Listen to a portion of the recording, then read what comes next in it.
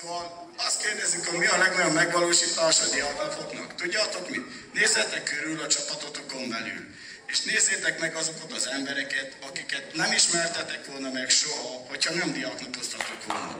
Ez a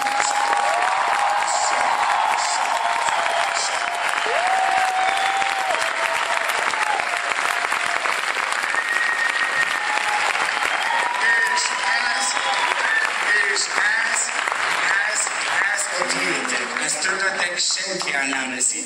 Annak idején, vagy faszom azok, nem így kell mondani, majd, ha az unokádot az ölödre üteted, nem azt fogod elmondani, hogy milyen jó, mikor diáknapokon mi, mint X csapat, kivertük Y-t, hanem azt fogod mondani, hogy milyen jó volt, mert ezzel együtt ittam, mert azt húztam az a sáncból, mert nem mondom, hogy még mi,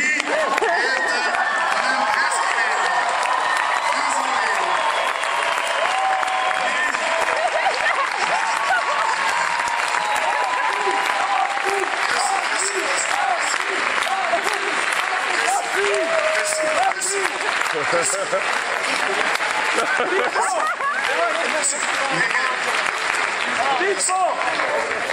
Ami még a fontos tényleg, hogy mire emlékszünk, azt mondják.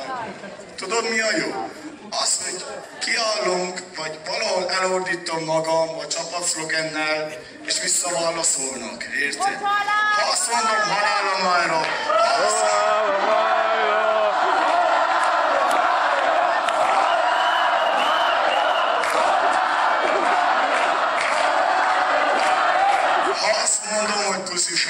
ha azt mondom, mennyien vagyunk, egy csomóan ordítsak, és ezt mi kezdtük el, és ez jól esik.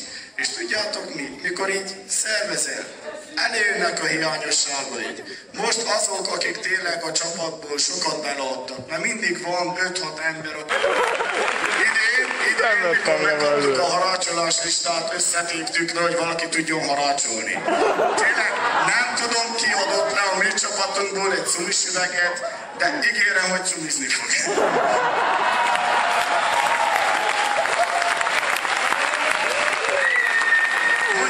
Mondjuk az ércet nem lehet megverni, megint tudósok lettek, pedig azok akartak most is megni, basz meg. Én meg szeretném köszönni a 7 év alatt minden egyes szimpatizásnak, minden egyes csapattagnak, minden egyes szervezőnek, akik, ami a fontos, mosatlan gyümölcslevet is igyatok. Ne igyatok vizet, mert abba szarnak, basznak, mint pisülnek a halak. Halálra mára, puszi felhő, és köszönjük szépen!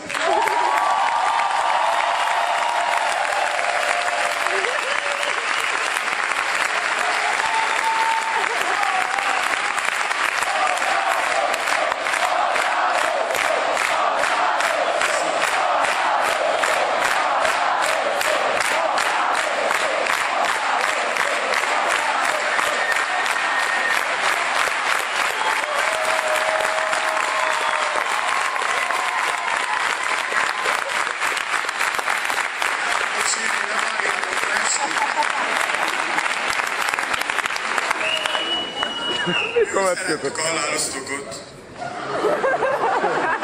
felajánlom nekik egy láda sört. És elcserélem a pólumon Nándival. És mi a szoknyánkat? Pipó, vedd le a szoknyánkat!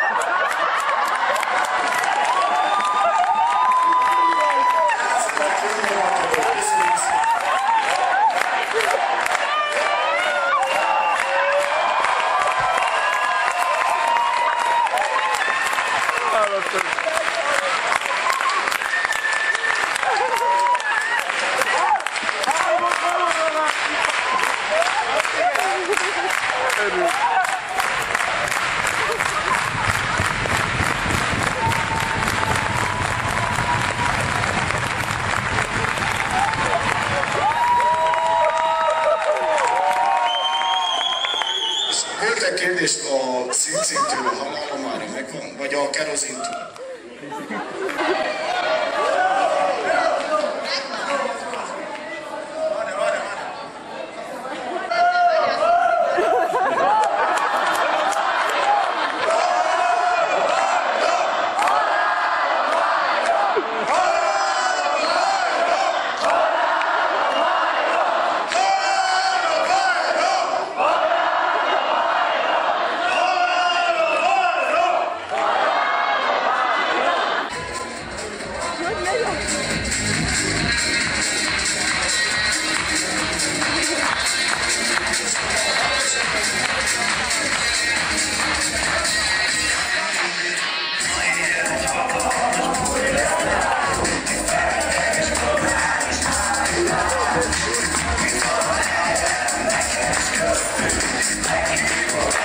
Köszönöm.